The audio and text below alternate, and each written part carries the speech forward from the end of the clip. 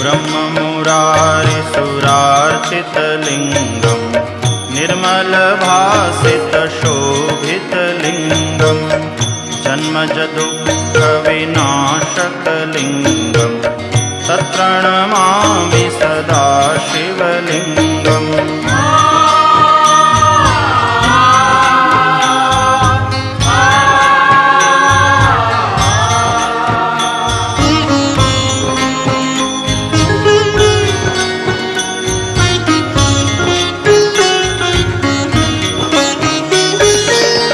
देवमुनिप्रवरार्चितलिङ्गं कामदहं करुणाकरलिङ्गं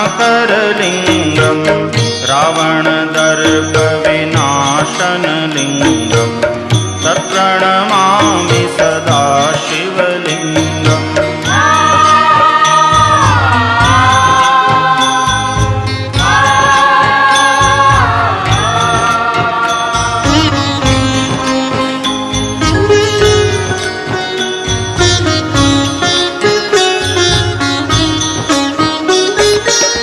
सर्वसुगन्धिसुलेपितलिङ्गं बुद्धिविवर्धनकारणलिङ्गं सिद्धसुरासुरसंहारलिङ्गं